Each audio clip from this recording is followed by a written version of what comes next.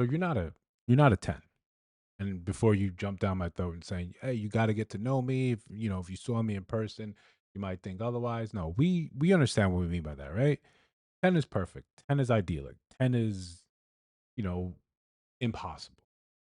Let's just be frank. And when we say this, we understand what we mean to the opposite sex, to the gender you're looking to attract.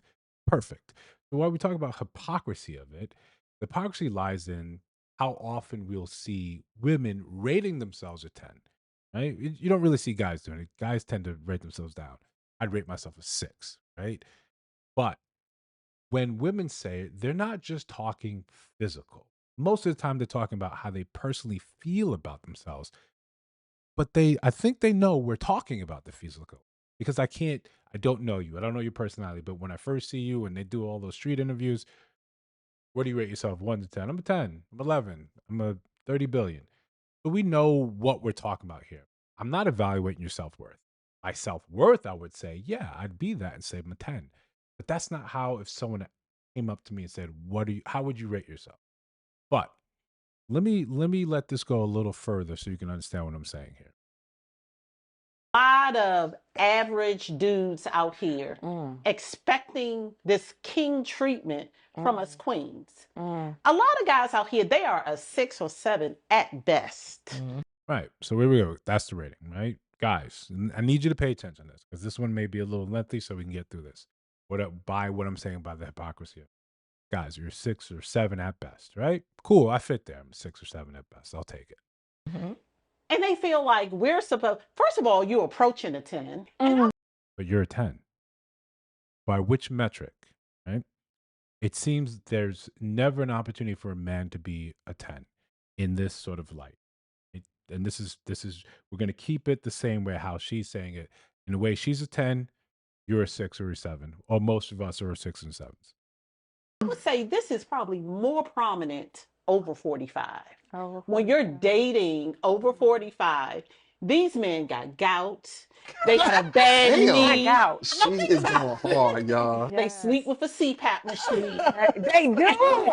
I've been there, done that. You are a 7 at best, boo. And then you want to. I mean, that's kind, right? That you sleep with a CPAP and you got gout, you got bad knees, and you could be a 7. But again, she's a 10, right? And this is over 45, whatever. The age range is important for a little social experiment here. It's just that she's a 10, you're a 6, right? This is how she's rating it. Follow along. To tell me, oh, you need to do this, and you got me straight tripping. Because at the end of the day, think about it. When we're in our 40s, we can date the daddy or the son. They honest. So one of the things I hate about these podcasts is that we don't we don't tell people the truth. We don't push back on these right here. This is a perfect opportunity to say, yeah, you know what? We're 45 and up. Our time in the sun has probably passed. And it's not saying that you can't be gorgeous, you can't be beautiful, but you're just not whom you once were. I'm not as physically able as I was 20 years ago. And that's a function of time. That's not a function of worth. Right? We get that. It's not a function of worth. Just because you're older doesn't mean you're worth less. Right? It's just in the sexual marketplace where we all can agree humans peak at a certain point in time. That's just fair. That's the same for all of us.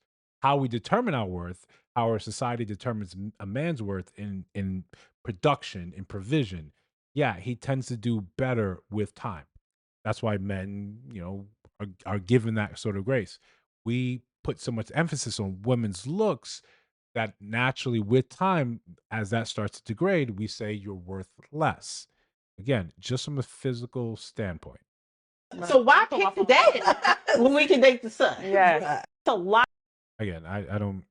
Okay, pick whoever you want to date. We won't even touch that. It's not this video.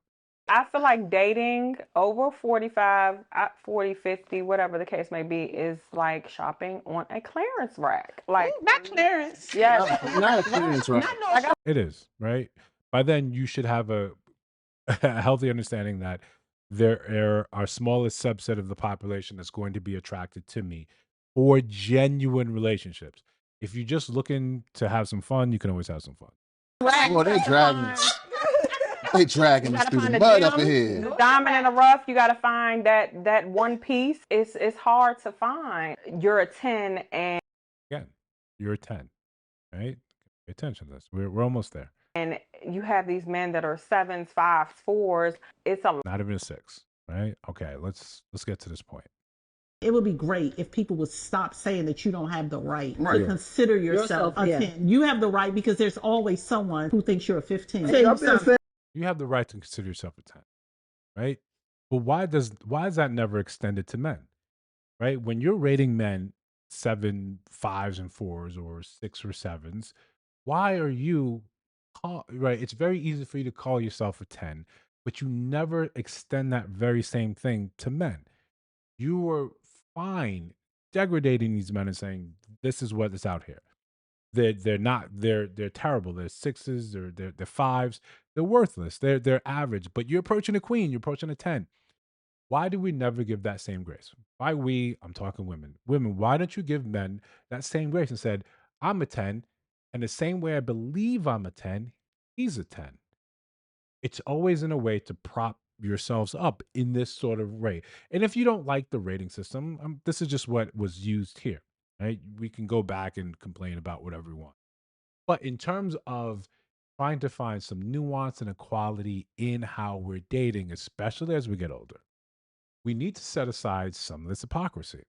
If you are evaluating yourself, understanding that you've gone through your entire life with this very same body and the things don't really fit the way they used to, it's harder for you to maintain a certain shape.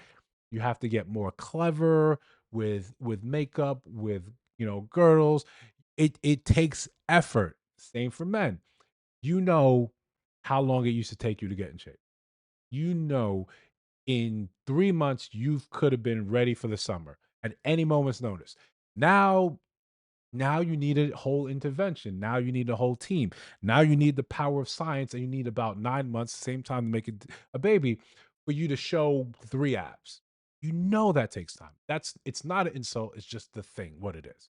So if I'm going to highly rate myself based on how I personally think or feel about myself, why not extend that same grace to someone else? So instead of going around telling people, yo, you're a 6, you're a 5, and you're rating yourself highly because of not so much just a physical thing, but because of how you feel about yourself. Give people that same, be fair, be balanced. Instead of going here and now lamenting that people called you out once they watched the original video where you're saying, I could date, we can date the father and the son. No, you can't. No, you can't. I didn't want to go there, but no, you can't, right? By date, or you just mean sleep around with? Because yes, that is always a thing. That isn't always a thing a woman can claim. I can have a male's attention, but we know we don't rate our worth in terms of how we can attract someone else.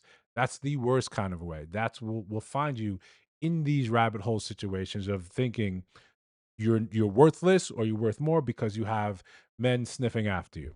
You're always gonna have men sniffing after you if you've done a modicum of work to keep yourself together. We ignore the quality of men, quality of the attention. We just say this is what it is. So the hypocrisy is in how you rate yourself. You know it's not just best about physically how you look. Because you see examples, just like we're inundated with all these perfect bodies, airbrushed, photoshopped on social media. You're inundated with the same things. You hold yourself and compare yourself to those same things, and you know that's where you are. But you'll still say you're a 10 because you feel good about yourself. You don't think I feel good about myself? You don't think that I still think I got it and I'm worth more, not just because of what I physically look like?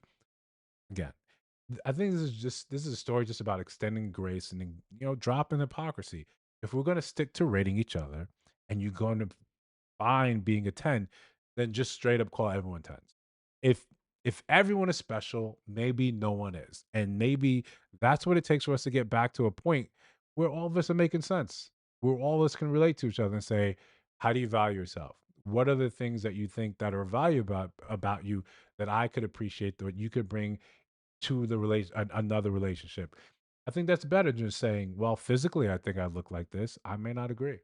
There may be more to you why you rate yourself. There's more to me why I rate myself looks wise from a 6, but you put the entire resume in front of you. I was like, yeah, this is a 10. This is a winning hand. Blackjack, this is a solid 18. No need to bust on this. Wink wink.